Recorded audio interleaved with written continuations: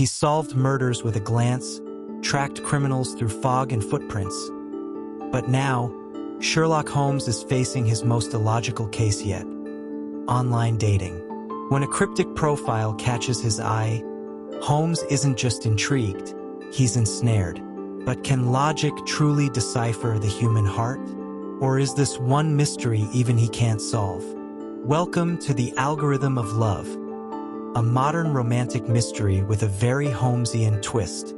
Make sure to hit that like button, subscribe, and tap the bell icon to get notified when a new story drops. It was on a particularly uneventful Thursday morning in the early part of spring that I, Dr. John H. Watson, found myself idly penning a piece for my modestly successful blog, chronicling the curious, which had garnered a fair following since my retirement from full-time medical practice.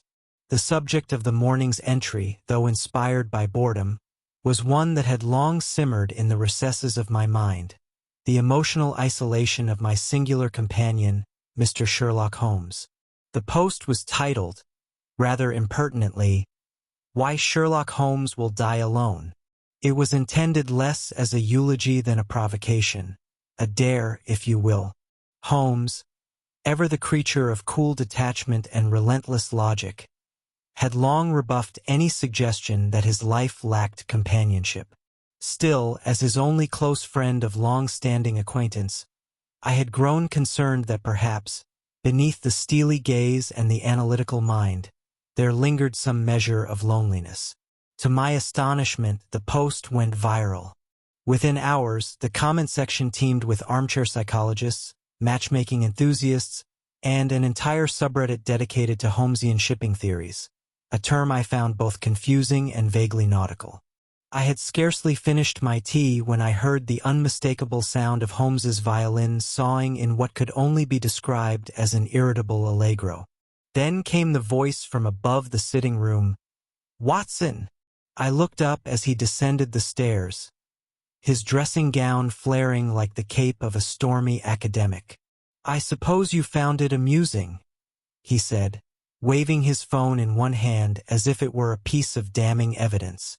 "You've read the article, then?" I replied, already regretting the headline. "I've read the comments," Holmes said with disdain. "One woman suggests I just need a hug. Another insists I'm exhibiting signs of chronic emotional repression. And someone named, at Hot for Logic, believes we're secretly married." I bit back a laugh. "You must admit, Holmes, you are something of a recluse. Perhaps a little romance would do you good." He fixed me with that piercing gaze, as though I had suggested he take up competitive salsa dancing. "Romance," he said, "is a distraction, an entanglement of unreliable data and hormonal misfires. It cannot be quantified, predicted, or controlled." "Which is precisely why it terrifies you," I said.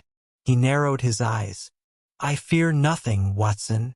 "Prove it," I said, crossing my arms. "Sign up for a dating app. Try, just once, to connect with another human being on something other than a criminal basis." Holmes raised an eyebrow.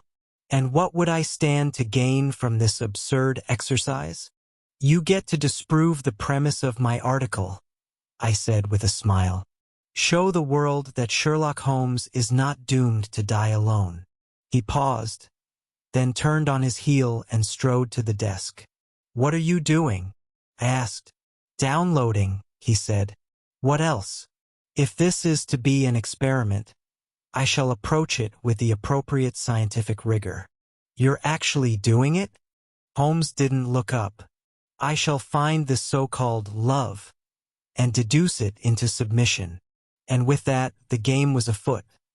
Not with revolvers or foot chases, but with profile pictures, algorithms, and a mystery that would test even the greatest mind in London. Sherlock Holmes, once the terror of the London criminal underground, now sat hunched over a sleek MacBook in our Baker Street sitting room as though attempting to defuse a bomb using only disdain and deduction. He had been at it for nearly an hour. "I must confess," he muttered, I have infiltrated Russian botnets with more intuitive interfaces. I leaned over his shoulder and tried not to chuckle. The screen displayed a modern dating application called Heartcode, boasting an algorithmic approach to love with the motto, matching the data of the heart. What do you suppose this emoji signifies? Holmes asked, pointing at a row of pink hearts orbiting a winking face. It's flirting, I said. Absurd, Holmes sniffed. Communication should rely on precision, not hieroglyphs. He tapped at the keyboard with visible irritation. I watched as he filled out his profile. Name Sherlock Holmes. Occupation, consulting detective. Hobbies, violin, chemistry, boxing, beekeeping. Personality, high-functioning logician. Mild misanthrope, disdainful of banality. Looking for, preferably not an idiot. Holmes, I said gently, that's not going to work. I see no fault in accuracy, he replied coolly. It's not a resume. It's a chance to seem approachable. I have no desire to seem anything other than what I am. If the purpose of this exercise is to collect empirical data on the mating rituals of the modern age, I shall begin by being ruthlessly truthful. He snapped a photo of himself with the laptop camera. Frown, cravat slightly askew, eyes narrowed as though staring down a jewel thief. Holmes, try smiling. This is my smiling face, he replied. With the profile completed, Holmes began swiping through potential matches like a man examining mugshots. Too many filters. This one has a dog. This one has 3 dogs. This one lists her job as professional vibes coordinator. What on earth does that entail? You're not supposed to analyze them like suspects, Holmes. Then how is one meant to proceed? By finding someone who makes you curious. Or happy. Curiosity I can allow, he murmured, his gaze lingering on a profile with the username Violet Eyes 74. A single photo. A woman seated in a library, partially turned away. The spine of a book just legible. The Valley of Fear. Her bio read, I adore riddles, stormy nights, and unsolved mysteries. If you can read this, you're already halfway there. Holmes sat up straighter. A cipher, he said softly. Oh dear, I muttered. He clicked, match. Then he smiled. A real smile. Not the sarcastic twitch of the lips he usually passed off as amusement. This one, he said. She wants to be found. I don't think that's what she meant. Nonsense, Watson. She's encoded her interests with deliberation. Her profile is a message. And I intend to reply. You do realize this isn't a criminal case. Of course, Holmes said, already sketching a map of the woman's profile details on the back of a takeaway menu. It's far more challenging. Sherlock Holmes was never a man to indulge in frivolity. And yet, that afternoon, he treated the dating app profile of Violet Eyes 74 with the same grave attention he might have given a ransom note from Professor Moriarty. He had printed out the single image she had posted, an artful shot taken from behind, showing only the curve of her shoulder and a tangle of auburn curls. She sat in what appeared to be a library, shelves teeming behind her, the dust motes caught in a shaft of afternoon sun. The spine of one book, The Valley of Fear, had caught Holmes's eye at once. She chose that title deliberately, he muttered, pacing with the printout in hand. Not The Hound of the Baskervilles, not Jane Eyre, but The Valley of Fear. That's not coincidence, Watson. It's a reference. A message. I raised my eyebrows from the armchair, where I was attempting to read a newspaper over the increasingly loud sound of Holmes dragging chairs around the room to construct a makeshift evidence board. She could simply be a fan of Conan Doyle, I suggested wryly. She used the word unsolved mysteries in her bio. That is bait, he declared, and I have taken it. He had already drawn a web of deductions in thick red ink across a sheet of butcher paper, tacked to the wall. Her username, Violet Eyes 74, was at the center, circled 3 times. Her name may be Violet, or perhaps she has a particular fondness for the color, he mused. 74? A birth year? Unlikely, unless she's aging particularly gracefully. Code, then. Latitude? A page number? The possibilities multiply. And the profile picture? I asked, sighing. There's a clock in the background, partially obscured by her elbow, he said. Set to 10:14. That is not random. She wants someone to notice. Or maybe she was just sitting near a clock. He ignored me entirely. And observe, there's a reflection in the glass of the bookshelf. Enhancing the image, digitally of course, I detected what may be the corner of a window, possibly overlooking the Thames. South Bank, perhaps. The light angle suggests early morning. All of this, it is staged, Watson. Crafted. For what? A date? Or a duel? For dialogue, Holmes said simply. The woman is inviting conversation, but on her own terms. She does not wish to be found by the masses, only by one capable of perceiving her cues. Sherlock, I said. You're smitten. Nonsense, he replied crisply. I am intrigued. He returned to the screen, typing with the mechanical fervor of a man decoding the Rosetta Stone.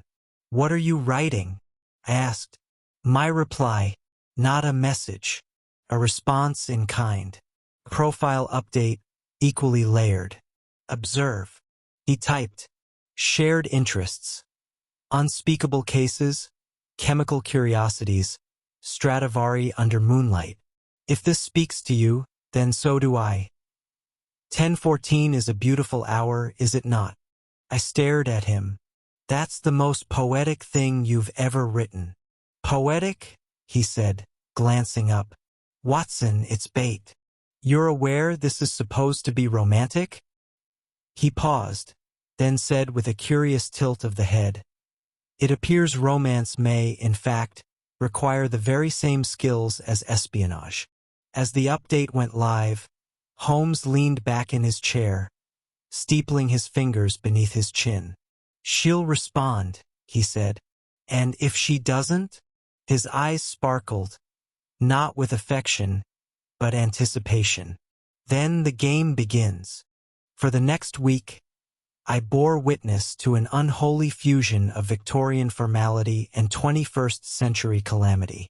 Sherlock Holmes, once content to parse tobacco ash and blood spatter, now applied his analytical prowess to swiping through dating profiles with all the clinical disinterest of a man inspecting footnotes in a poorly written monograph. Yet despite his fixation on Violet Eyes 74, whose profile remained tantalizingly unresponsive, Holmes begrudgingly agreed to entertain other matches, to collect control data, as he explained, in case the cipher proves a statistical anomaly. I insisted he meet at least 3 women in person. Not in person, Holmes had corrected me. In controlled observation environments. What you call controlled environments, Holmes, the rest of us call coffee shops. Thus began a series of encounters that Watsonian modesty obliges me to recount with as much dignity as possible. The first rendezvous was with a woman named Charlotte, an astrologer and self-described empathic energy reader. I had hoped she might loosen Holmes's tightly wound bearings. Instead, she scanned his palm across the cafe table and declared, "You have the soul of a falcon who's been reincarnated as a tax auditor." Holmes blinked. "I assure you, madam, my soul has had no such indignities." She left halfway through the oat milk latte. The second, a solicitor named Fiona, seemed promising. She was direct, sharp, and impeccably dressed. Holmes, however, could not resist deducing her divorce settlement history from the placement of her watch tan. "It's a simple matter of geometry," he told me later. Her watch is newly worn on the right wrist, suggesting a desire to distance herself from a memory previously associated with the left. Fiona did not appreciate this observation. The third encounter, arranged at my insistence, was with a teacher named Melanie who seemed friendly enough, until Holmes asked Mitskun, "If you had to dispose of a body in Greater London without CCTV capture, where would you start?" She excused herself to the restroom and never returned. That evening, Holmes slumped into his chair, pulling his dressing gown about him like a disgruntled owl. "You're trying too hard," I offered. "Perhaps stop treating the women as puzzles." "But they are puzzles," Holmes replied, looking genuinely baffled. "Every gesture, every inflection, it all contains information. Yet none of them engage in meaningful exchange. They speak of crystals and ex-boyfriends and Netflix dramas as though these were matters of substance." I gave a sympathetic sigh. "That's just how dating goes, old friend." He reached for his violin and played a single, mournful note. "I missed the cipher," he said. "She's not a case to be solved, Holmes." "Then what is she?" he murmured. I thought for a moment, then replied, "A challenge to be met, not with deductions but with a little vulnerability." Holmes frowned. "Vulnerability," he repeated as if the word had been uttered in Sanskrit. "I must look that up." And with that, he disappeared into his room, possibly to consult a dictionary, possibly to sulk. I found Holmes the next morning seated at the kitchen table, surrounded not by tea and toast but by printouts, red string, and precisely cut squares of thick paper. His version of a courtship ritual, I supposed. "You've been up all night," I said, stifling a yawn as I entered. "Indeed," he replied, not looking up. "Sleep is an inefficient use of time when the cipher is active." The cipher, of course, being his term of endearment, for lack of a better word, for Violet Eyes 74, whose enigmatic dating profile had become both muse and nemesis. "She hasn't messaged you," I said. "You do realize that, yes?" "She has communicated," Holmes said evenly, tapping a sheet of paper. "She simply chooses a medium most would overlook." He handed me a printed screenshot of her updated dating profile. It looked no different to me, same single image, same quote, same enigmatic bio. Then I noticed it. The book spine behind her in the photo had changed. It now read the sign of 4. "You think she's sending messages through book titles?" I asked. "I do not think," Holmes replied. "I observe. Last week, The Valley of Fear. Now, The Sign of 4. Both Doyle titles. Both concerning deception, hidden loyalties, and—" He paused with a slight grimace. "Romantic entanglements. I suppose she could just be a fan of your cases. She is crafting a narrative, Watson," he insisted, rising to pace. "Even her bio has changed. Note the punctuation. There's a semicolon where once there was a dash." I stared blankly. "It alters the rhythm, the tone. It suggests deliberation, calculation. You're reading far too much into this." "On the contrary," Holmes said, eyes alight. "I am reading precisely as much as she intended." He gestured to the pinboard now affixed to the sitting room wall. It had grown to a monstrous sprawl of paper clippings, time-stamped screenshots, and a rather unnecessary map of Greater London with several tea shops circled in ink. I approached with cautious interest. "What's this line here?" "Her IP location history," he said. "You hacked her." I politely investigated her metadata. There is a difference. Before I could protest, Mrs. Hudson swept in with a tray of croissants and a stern look. "If you're going to turn the living room into the headquarters of Her Majesty's awkwardest bachelor, at least keep it tidy," she said, setting the tray down with a clatter. "I am conducting a social experiment," Holmes muttered. Yes, and social experiments usually involve other people, dear, she quipped, eyeing the pinboard with disapproval. Not just string and theories. Holmes turned to me with sudden intensity. She updated her profile at exactly 10:14 again. That's the second time. Still not sure that means anything. Watson, he said gravely. She's sending a signal. She wants me to notice. The question is, why? I regarded the map, the scribbles, the sheer weight of logic poured into a woman who had never so much as texted him. Perhaps, I said gently, she's waiting to see if you're interested in her, not just her puzzle. Holmes was silent for a long moment. Then, finally, he murmured, "What if I am no longer certain where one ends and the other begins?" It was 2 days later, during a particularly dreary London drizzle, that Holmes emerged from his room with the sort of triumphant gleam in his eyes that usually preceded an arrest or a scandal. "I've found her," he announced. "Who?" I asked, though the answer was obvious. "The cipher," he said, slipping on his coat with practiced flair. "Her real name is Eleanor Vale, Ph.D. in computational cryptography from Cambridge, author of a thesis on steganographic coding in digital media. I traced her professional lecture appearances and matched them to the metadata in Violet Eyes 74's photos. The angles of light, building architecture, even a recurring fern visible in 3 separate uploads. It's all too precise to be coincidence." "Holmes," I began carefully, "do you not think this is all a bit thorough?" he interjected. "Naturally. I was going to say obsessive." Holmes adjusted his scarf.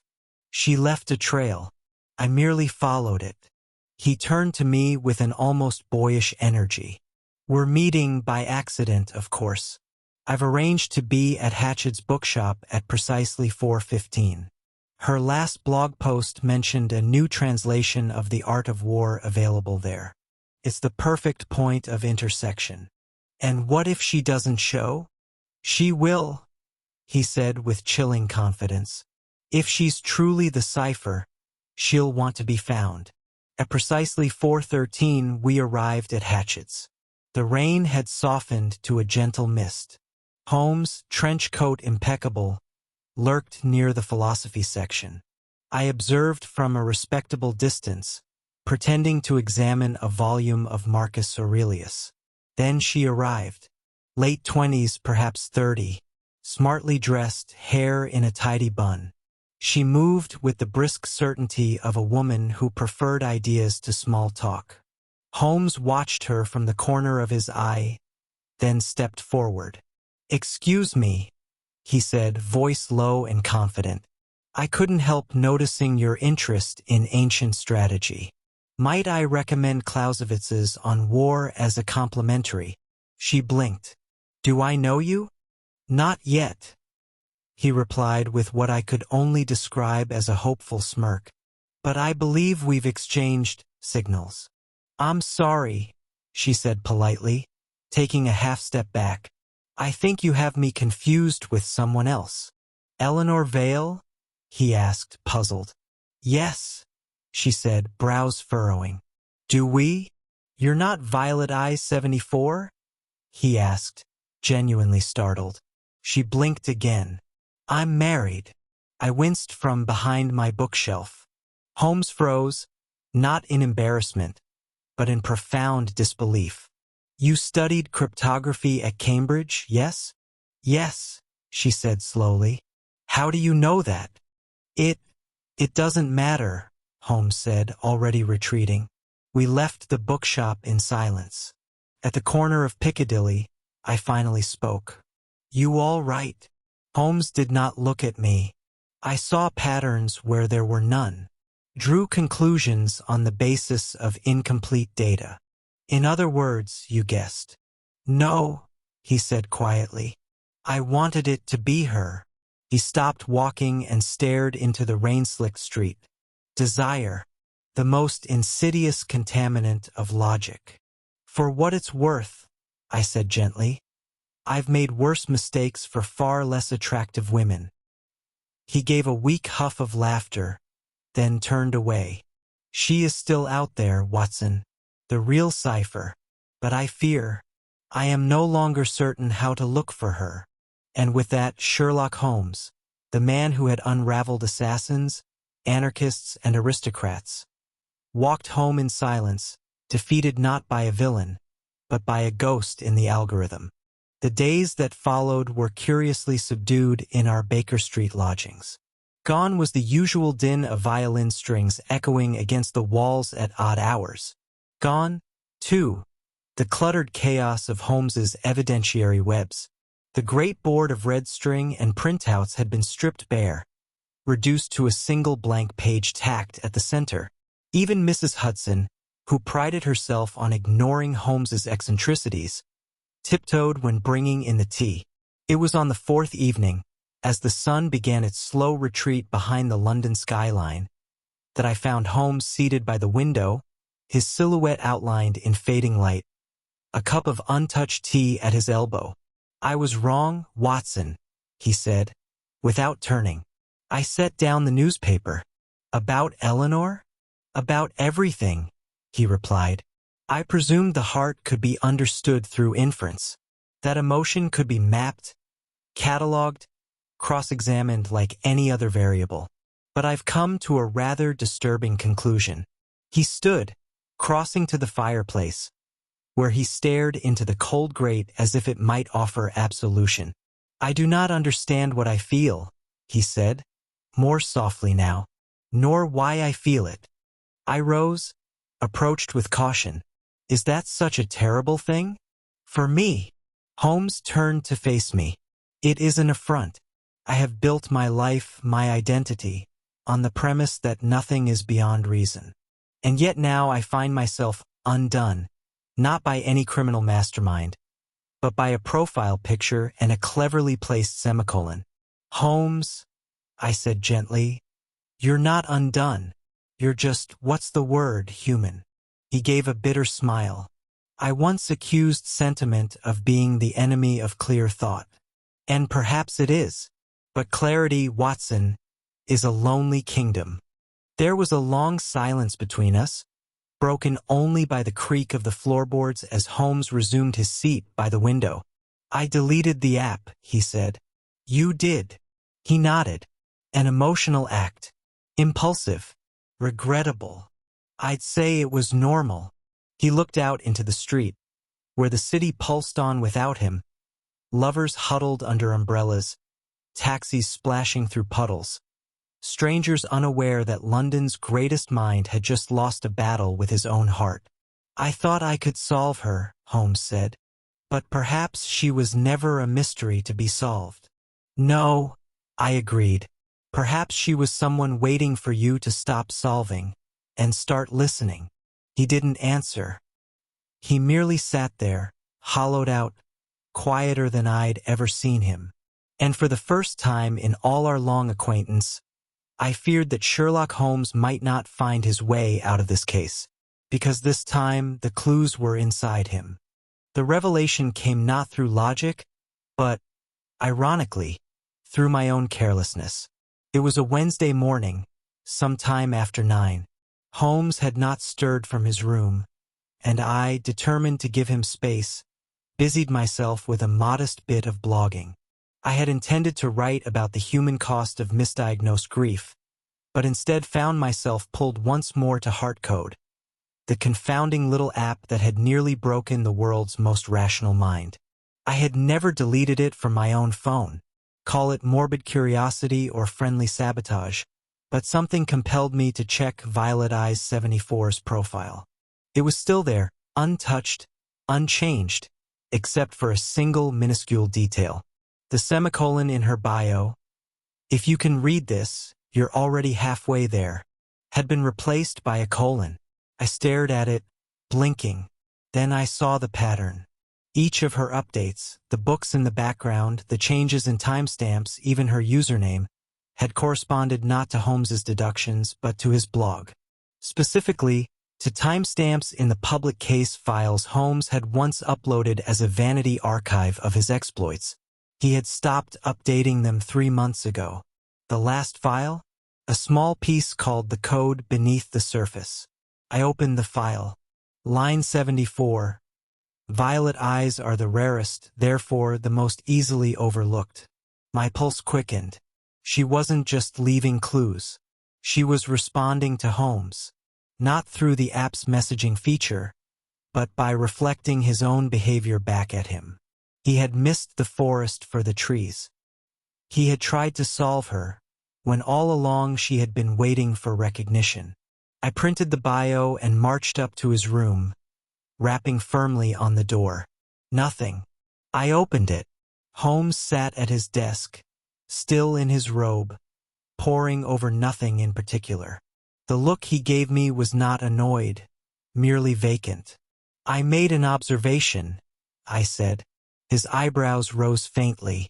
Have you taken up deduction? No, but I have eyes. I handed him the printout. It's punctuation again, I said.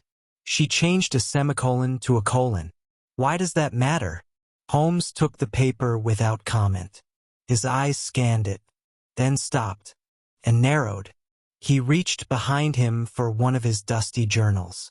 Pages flipped rapidly, until he stopped at a passage written in his own hand. Line 14, entry 10. Language is code. Punctuation is precision. He looked at me. She's quoting me, he said. Yes, I replied. Because she's been following you longer than you've been following her.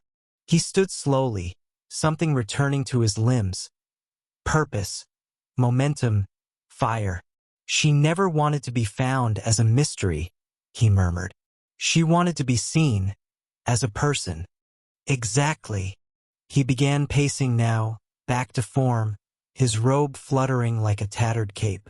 I've been attempting to decipher her from the outside in. But the messages, they only make sense if you assume she's been reading me this entire time. He stopped suddenly.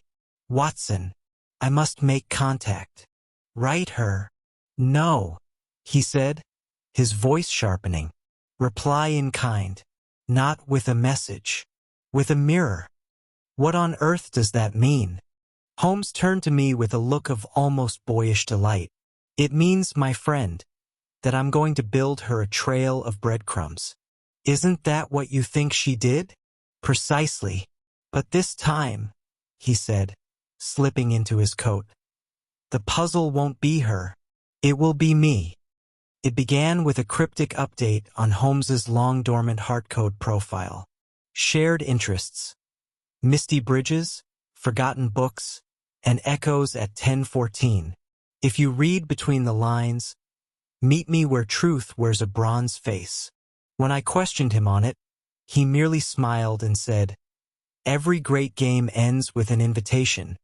The next morning, I watched as he moved about the flat with an energy I hadn't seen in weeks. He straightened his collar, polished his shoes, and packed a leather satchel not with evidence bags or magnifiers, but with hand-folded notes and curious little envelopes sealed in wax. You're not planning to propose marriage, are you? I asked. Don't be absurd, he said, pocketing a Metro card. I'm planning a scavenger hunt. Holmes's trail began in the reading room of the British Library. Beneath a volume of The Sign of Four, carefully positioned just far enough back on the shelf, he slid the first note. To understand me, you must trace what I read. Book by book, time by time, until you find the sound I do not play aloud.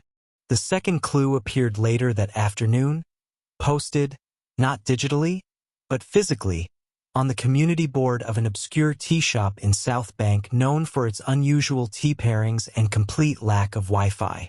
It bore no signature, just a handwritten quote from the Valley of Fear and a number. 10:14. At 10:14 that evening, Holmes stood beneath the bronze bust of Sherlock Holmes on Baker Street, the one erected years ago by some eccentric fan society. He had left the final clue there, etched not on paper, but in chalk along the base of the statue. If you've truly seen me, then you'll know where I'd wait, with no disguise and no deduction. Only music. And so it was that the next morning, just past 9, I found myself alongside Holmes in Regent's Park, where he stood, sharply dressed, violin in hand, beneath a grove of old elms. A small folding chair sat beside him, empty. "You think she'll come?" I asked. "She's already accepted," Holmes said, tightening the bowstring. "How can you be sure?" "She responded to me, not the trail. That was all I needed to know." He raised the violin to his shoulder and began to play. It was not his usual brisk etudes or mournful Hungarian laments, but something softer, tentative, almost unsure of itself. A melody I didn't recognize. Perhaps he was composing it then and there. Perhaps he had always known it. People passed by, joggers, tourists, an old man with a newspaper. None of them stopped. Until she did. A woman in a forest green coat. Auburn curls tucked beneath a gray beret. She stood at a distance at first, just listening. Holmes's playing faltered for a half-second. Then resumed. She stepped forward. Slowly. Not smiling. Not weeping. Simply present. Holmes lowered the instrument. "You're late," he said. "I'm cautious," she replied. "Some of your clues could have been traps." "They were," he said. "But only for someone trying to solve me." She folded her arms. "And if I wasn't trying to solve you? Then perhaps," Holmes said quietly, "you've already succeeded." There was a beat, a silence between them that was not awkward, but rich, laden with everything unsaid. "You don't look like your profile picture," she said. "Neither do you. I did that on purpose." "I know," Holmes said. "That's why I liked it." They stood there in the growing light of morning, two minds accustomed to masks, now finally unmasked. Then, almost shyly, Holmes gestured to the empty chair. "Would you like to sit?" "I would," she said. And she did. The scene was almost surreal. Sherlock Holmes, London's famed observer of men and menace, seated beside a woman on a park bench, neither armed with logic nor cloaked in superiority. Just two silhouettes beneath the whispering trees of Regent's Park. I kept my distance, naturally. I had accompanied Holmes this far, but instinct told me to remain unseen. The great detective was on unfamiliar ground now, and it was best to let him find his footing without audience. "Do you always orchestrate courtships like kidnappings?" she asked, her voice laced with the kind of dry amusement Holmes had always admired in theory and now encountered in practice. "Only when conventional introductions fail," he replied. "Which is always." She studied him for a moment, then said, "You weren't looking for me, were you?" "Not really." "No," Holmes admitted. "I was looking for a cipher, pattern, something I could outthink." "And you thought I was one?" He tilted his head. "You were, at least at first. But then I began noticing things that couldn't be solved because they weren't meant to be. Like the way you lingered on books that had nothing to do with clues. Or how your punctuation changes matched my case notes, but only the personal ones." She raised an eyebrow. "So, you noticed me. I tried to solve you," he said. "And that was my mistake." A pause stretched between them. Not uncomfortable, but deliberate, like the moment before one dares to ask a real question. "What changed?" she asked. "I realized," Holmes said slowly, "that the part of you I couldn't decode was the only part worth knowing." She smiled then, not broadly, not theatrically. Just a quiet curve of the lips, genuine and small and, for Holmes, seismic. "I have to admit," she said, "I didn't think you'd show." "I almost didn't," he replied. Deleting the app felt like retreat. I had failed. "You hadn't," she said softly. "You just stopped listening to yourself." He turned to her, truly seeing her now, not as a riddle but as a woman who had noticed the one thing he'd long tried to bury under intellect and precision, the ache of wanting to be known. "I don't know how to do this," he confessed. "Do what?" she asked. "Any of it," he said. "Conversation, affection, silence without analysis." She reached over and, without fanfare, took his hand. "Then don't do it alone." Holmes blinked. It was not often he was left without a reply. But in that moment, for once, he did not need one. They sat in silence, the kind that is comfortable and whole. He glanced at her hand in his, then up at the rustling leaves above. "For the record," he murmured, "I'm not very good at being wrong." "Good," she replied. "I'm not interested in perfection. I'm interested in you." And with that, the man who had devoted his life to dissecting the world's cruelties and calculations allowed, if only for a moment, his heart to go unsolved. When Sherlock Holmes returned to Baker Street that afternoon, there was a distinct stillness about him, neither jubilant nor brooding, but something unfamiliar and infinitely more delicate. Contentment.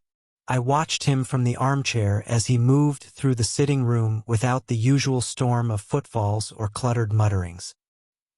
He set his violin gently on its stand, hung his coat with something akin to reverence, and poured himself a cup of tea without forgetting the sugar, which he invariably did. "Good day, then," I ventured. Holmes took a sip, then nodded. It was illuminating. "And the cipher?" "Her name is Viola," he said quietly. "Viola Eastman." I raised my brows. "Not a cryptographer?" "A civil engineer," he replied. "She designs bridges." "Fitting," I said with a smile. "You've been building walls for years. She builds things that connect." Holmes did not respond immediately. Instead, he moved to the fireplace, standing as he often did, hands behind his back, eyes fixed on some invisible point of convergence.